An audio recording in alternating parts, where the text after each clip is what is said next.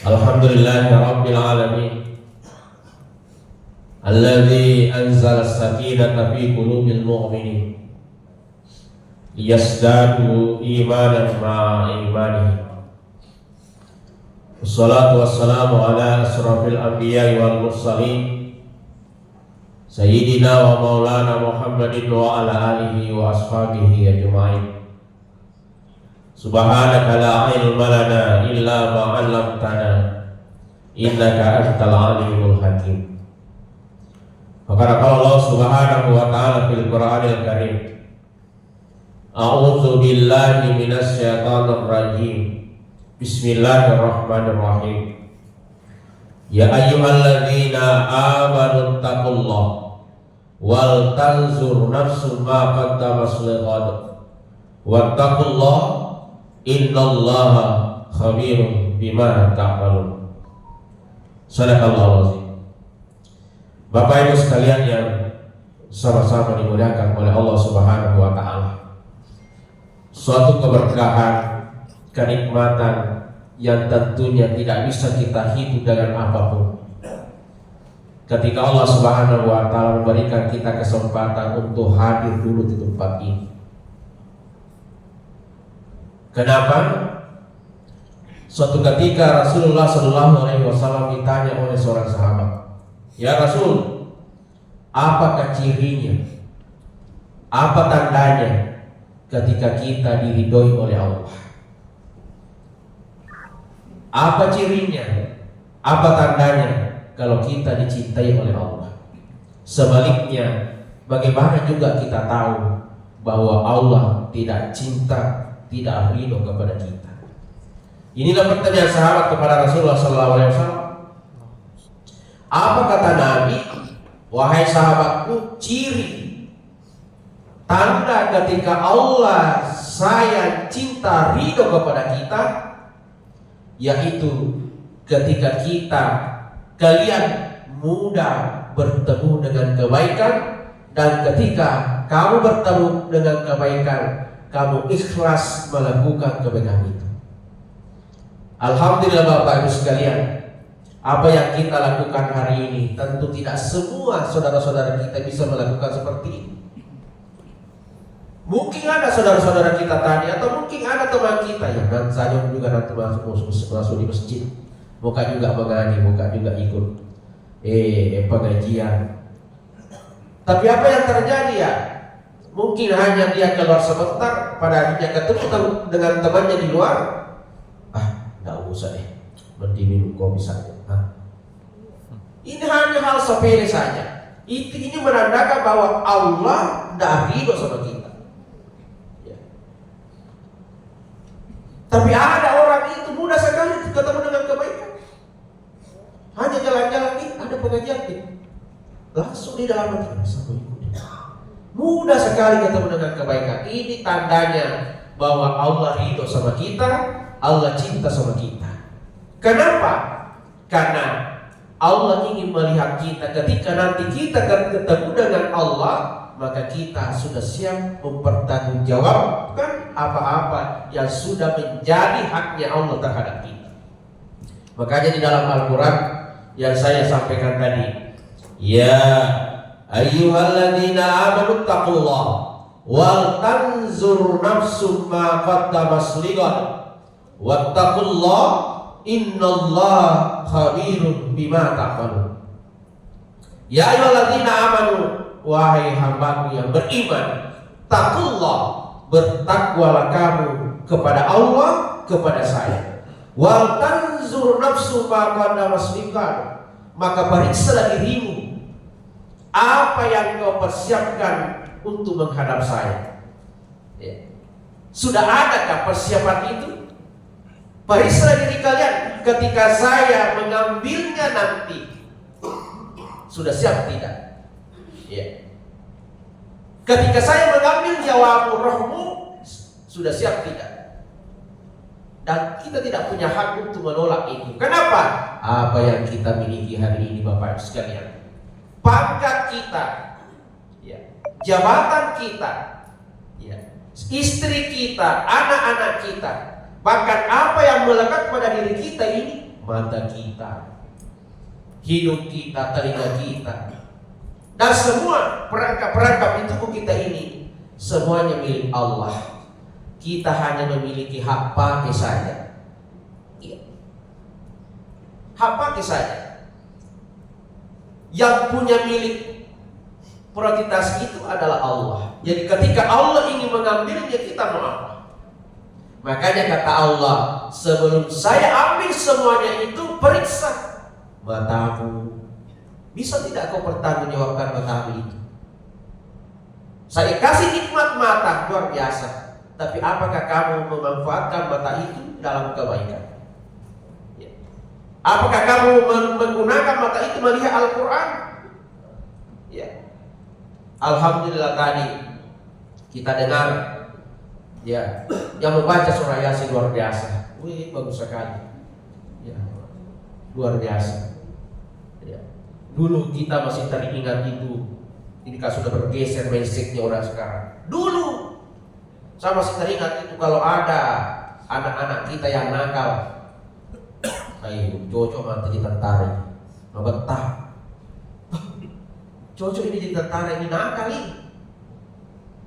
Itu dulu basicnya orang, kalau ada nakal jadi tentara, jadi polisi. Ya. Bahkan dulu berapa anakmu? 2. Itu pintar itu, kasih jadi polisi.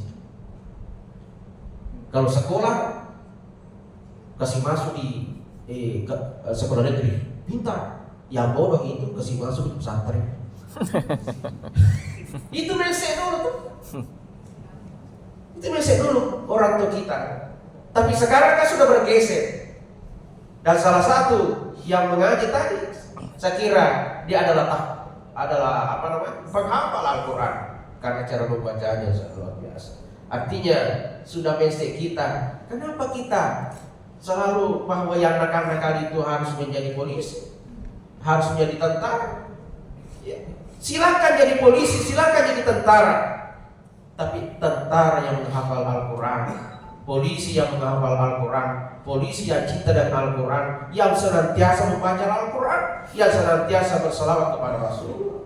Karena kenapa? Setiap apa yang kita miliki itu kita pertanggungjawabkan semua. Jangan sampai kita mengatakan yang menjawab nanti itu adalah ustaz. Kenapa kamu tidak menasihati sahabatku? Kenapa kamu tidak membaca Al-Quran dulu waktu kamu sibuk? Ya Allah, bukan saya ustaz ya Allah. Bukan tidak penghafal Al-Quran ya Allah. Tidak ada seperti itu. Mau polisi, mau tentara, mau pebisnis, mau petani, mau ustaz, mau apa, itu semua akan ditanya. Kenapa kamu tidak baca Al-Quran? Ya tidak ada istilah jabatan apa, semua nantinya kita akan mempertanggungjawabkan masing-masing diri kita terhadap Allah Subhanahu wa taala. Apa aktivitas yang hari ini kita miliki itu hanya sekedar pernak-pernik kehidupan saja yang membuat kehidupan ini indah. Ada yang polisi, ada tentara, ada pegawai, ada guru, ada pebisnis, ada perkebunan segala macam. Itu semua adalah pernik-perniknya Allah untuk menghiasi dunia ini supaya indah. Apa kira-kira jadinya kalau semuanya jadi polisi semua? Apa mau dijaga kalau polisi semua? Tidak ada jadi pencuri, tidak ada yang ini, semuanya polisi. Apa? Jadi kehidupan ini pada akhirnya tidak jadi indah. Iya. Jadi perbedaan itu justru membuat kita indah. Pelangi, kenapa indah pelangi itu? Karena perbedaan itu, warnanya itulah yang membuat indah. Ada warna ini, ada warna ini. Kalau satu warnanya merah saja, mana mau indah? Tapi perbedaan itu, karena kalau ada orang yang tidak bisa menerima perbedaan, berarti dia melanggar apa yang menjadi takdir Allah Subhanahu wa taala. Maka inilah tugas kita sebagai kepolisian untuk senantiasa memberikan pembelajaran kepada masyarakat untuk senantiasa bisa menerima perbedaan yang ada di tengah-tengah masyarakat, terutama nanti perbedaan-perbedaan dalam hal politik dan segala macam. Nah, ini tugas kita bersama.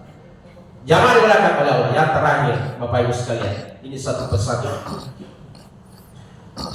bahwa Allah tadi mengatakan bahwa periksalah diri kalian sebelum tiba masanya. Artinya sebelum Allah mengambil semuanya, ya manfaatkan semua di hal-hal yang baik.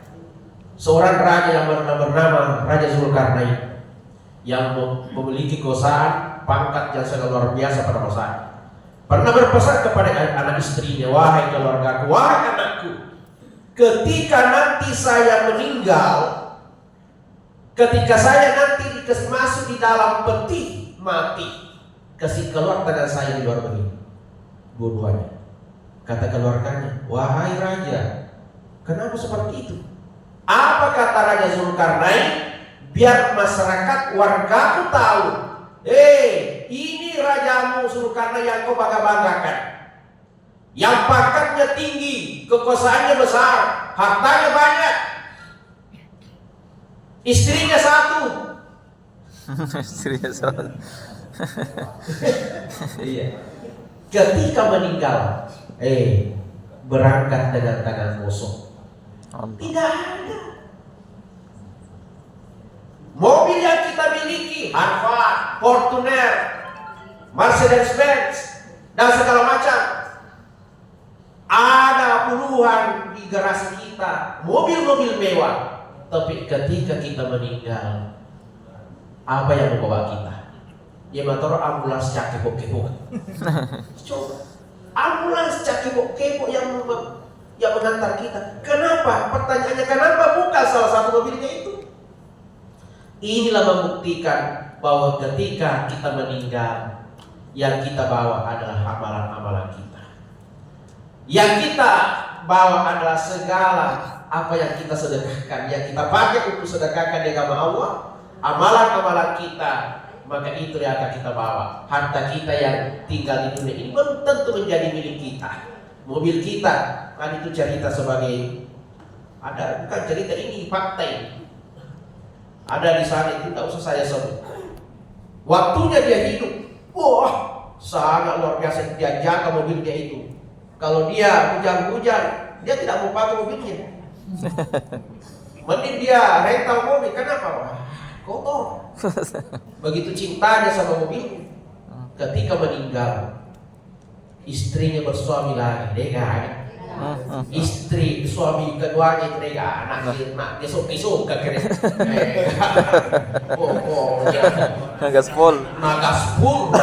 Bilang tetangganya, kasih batin dia sampai Pak Adil, dia jaga mobilnya itu, dia meninggal itu suami keduanya itu sombong rasa-rasa. Allah.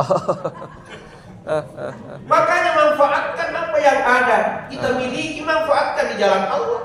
Karena kenapa? Ketika kita tinggalkan itu, pada akhirnya kita tidak tahu siapa yang kelak akan mengambilnya. Allah. Makanya kalau ada mobil tak tiga, ya sedekahkan untuk ustazah. Dipakai berdakwah. Ya Allah. Itulah hak milik kita. Betul. Jelas itu. Allah. Tidak ada yang bisa mengambil itu selain kita. Pak Ustaz. Ini bercanda tapi Serius. Ini kenapa kita coba bagaimana dia pelihara mobilnya itu, tapi ketika kita meninggal, suami kedua, nama mesu. Padahal siang malam kita cari uang, kita kumpulkan itu. Hujan deras, panas, tidak ada kita ini. Yang penting dapatkan pundi-pundi uang untuk membeli mobil mewah ini. Tapi apa yang terjadi? Tidak ada. Ibu-ibu yang di belakang yang punya emas banyak. Iya. Jangan disimpan terus. Kalau mulai batu-batu, mulai bagi berpikir. Temui bagus kecil.